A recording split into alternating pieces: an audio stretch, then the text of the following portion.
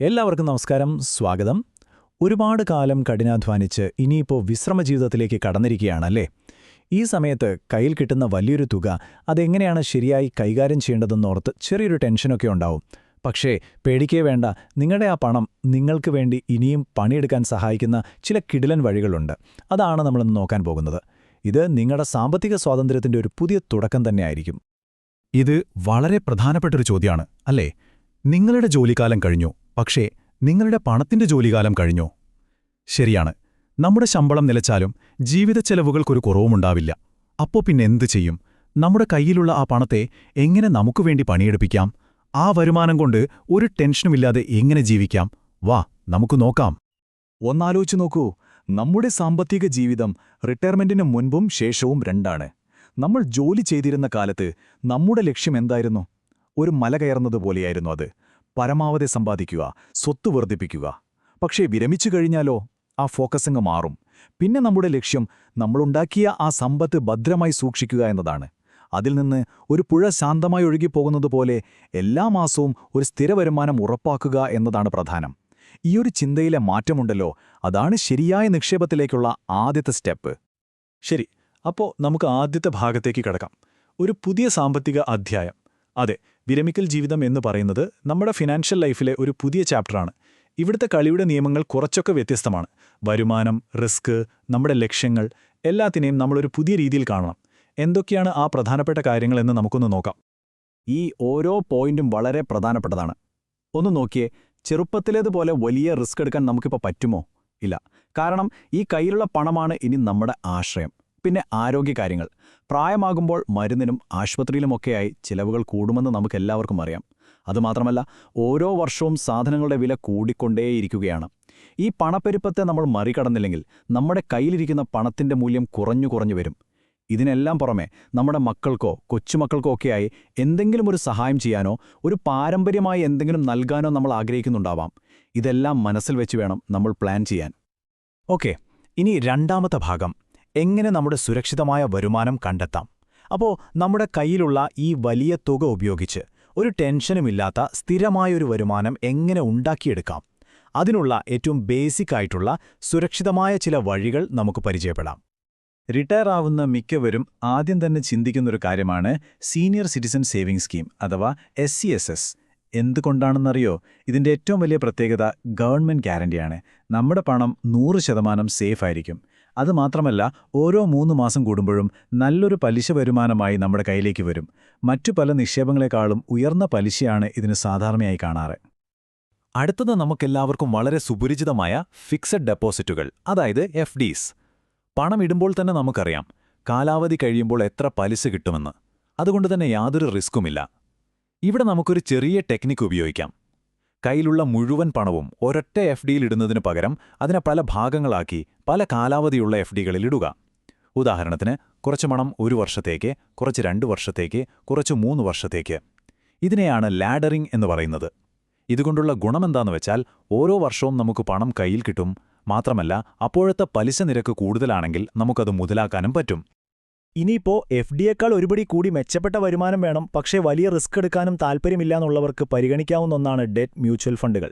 ഇവ നമ്മുടെ പണം നിക്ഷേപിക്കുന്നത് പ്രധാനമായും ഗവൺമെന്റ് ബോണ്ടുകൾ, വലിയ കമ്പനികളുടെ കടപ്പത്രങ്ങൾ എന്നിവയിലാണ്. അതായത് താരതമ്യേന സുരക്ഷിതമായ ഇടങ്ങളിൽ. അതുകൊണ്ട് തന്നെ ഓഹരി വിപണിയെപ്പോലെ വലിയ കയറ്റിറക്കങ്ങൾ ഇവിടെയില്ല. പക്ഷേ ഒരു ചെറിയ മാർക്കറ്റ് റിസ്ക് എന്തായാലും ഉണ്ടാകും. വിലക്കയറ്റത്തെ മറികടക്കാൻ ഇത് നിങ്ങളെ സഹായിച്ചേക്കാം. അപ്പോൾ ഈ ടേബിളൊന്ന് നോക്കൂ. നമ്മളിപ്പോൾ പറഞ്ഞ കാര്യങ്ങൾ ഒറ്റ നോട്ടത്തിൽ മനസ്സിലാക്കാൻ ഇത് സഹായിക്കും. നിങ്ങൾക്ക് വേണ്ടത് 100% സുരക്ഷയാണോ, പണം നഷ്ടപ്പെടുമോ എന്ന പേടിയേ വേണ്ട എന്നാണോ? എങ്കിൽ നിങ്ങൾക്ക് ഏറ്റവും നല്ലത് SCSS അല്ലെങ്കിൽ FDs ആണ്. എന്നാൽ കുറച്ചുകൂടി മെച്ചപ്പെട്ടൊരു വരുമാനം വേണം, പണപ്പെരുപ്പത്തെ തോൽപ്പിക്കണം, അതിനുവേണ്ടി ചെറിയൊരു റിസ്ക് എടുക്കാൻ ഞാൻ തയ്യാറാണെന്ന് ചിന്തിക്കുന്നവർക്ക് ഡെറ്റ് ഫണ്ടുകൾ നോക്കാം. അപ്പോൾ നിങ്ങളുടെ ആവശ്യം എന്താണോ അതനുസരിച്ച് വേണം തെരഞ്ഞെടുക്കാൻ. ഓക്കെ, അപ്പോൾ വരുമാനം സുരക്ഷിതമാക്കുന്ന കാര്യം നമ്മൾ പഠിച്ചു. ഇനി അടുത്ത ഘട്ടത്തിലേക്ക് പോകാം.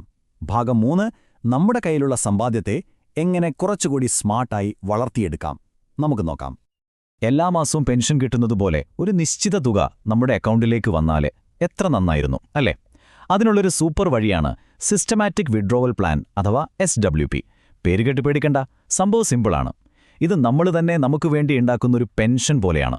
അതായത് നമ്മുടെ നിക്ഷേപത്തിൽ നിന്ന് എല്ലാ മാസവും ഒരു ശമ്പളം പോലെ ഒരു നിശ്ചിത തുക നമ്മുടെ ബാങ്ക് അക്കൗണ്ടിലേക്ക് വന്നുകൊണ്ടേയിരിക്കും. ഇതെങ്ങനെയാണ് വർക്ക് ചെയ്യുന്നതെന്ന് നോക്കാം.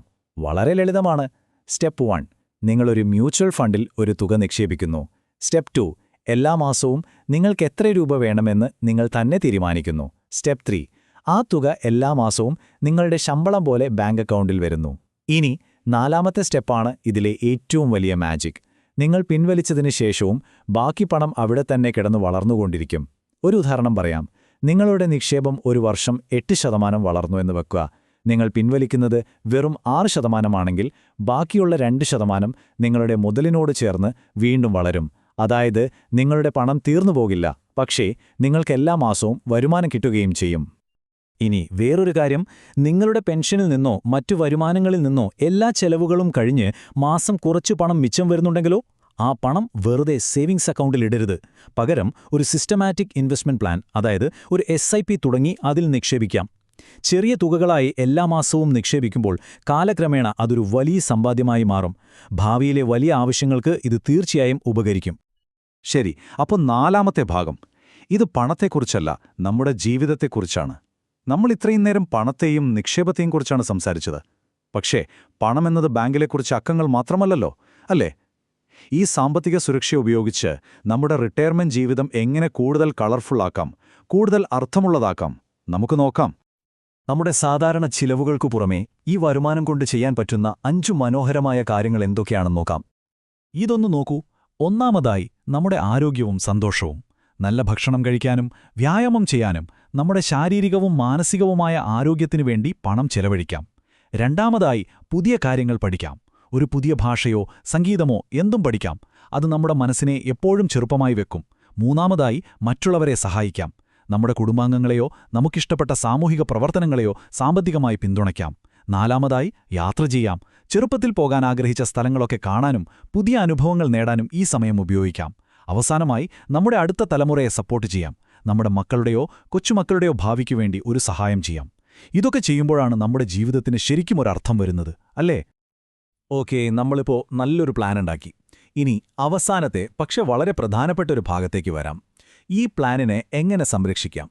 അതായത് ഇതിൽ വരാൻ സാധ്യതയുള്ള റിസ്കുകളെ എങ്ങനെ കൈകാര്യം ചെയ്യാം, എങ്ങനെ മുന്നോട്ട് പ്ലാൻ ചെയ്യാം. ഈ പറയുന്ന റിസ്കുകളെക്കുറിച്ച് നമുക്ക് നല്ല ധാരണ വേണം. ഒന്നാമത്തേത്, പണപ്പെരുപ്പം. അതായത് ഇന്ന് 100 രൂപയ്ക്ക് വാങ്ങാൻ പറ്റുന്ന സാധനം അടുത്ത വർഷം വാങ്ങാൻ ചിലപ്പോൾ 105 രൂപ കൊടുക്കേണ്ടി വരും. നമ്മുടെ പണത്തിന്റെ വില കുറയുന്ന അവസ്ഥ.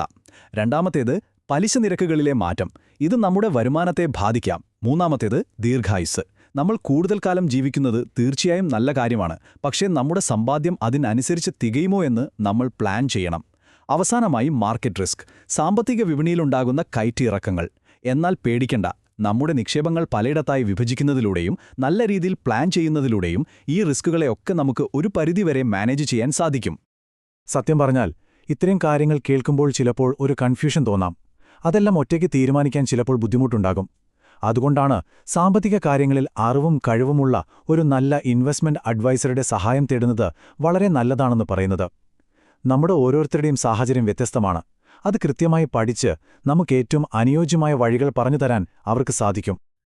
അവസാനം നമുക്ക് ഈയൊരു ചോദ്യത്തിൽ നിർത്താം. നിങ്ങളുടെ വിരമിക്കൽ ജീവിതം എന്നത് കുറച്ച് കണക്കുകളും ബാലൻസ് ഷീറ്റും മാത്രമല്ല, അതിനേക്കാൾ എത്രയോ വലുതാണ്. അപ്പോൾ നിങ്ങളുടെ പാരമ്പര്യം എന്തായിരിക്കും? സാമ്പത്തിക ആസൂത്രണം എന്ന് പറയുന്നത് വെറും പണത്തെക്കുറിച്ചല്ല. അത് നമുക്ക് മനസ്സമാധാനവും സന്തോഷവും തരുന്ന, നമ്മൾ ഇഷ്ടപ്പെടുന്ന കാര്യങ്ങൾ ചെയ്യാൻ സ്വാതന്ത്ര്യം തരുന്ന, നമ്മുടെ അടുത്ത തലമുറയ്ക്ക് ഒരു നല്ല മാതൃകയാകാൻ സഹായിക്കുന്ന ഒന്നാണ്. ആ പാരമ്പര്യം എന്തായിരിക്കണമെന്ന് തീരുമാനിക്കേണ്ടത് നിങ്ങൾ ഓരോരുത്തരുമാണ്.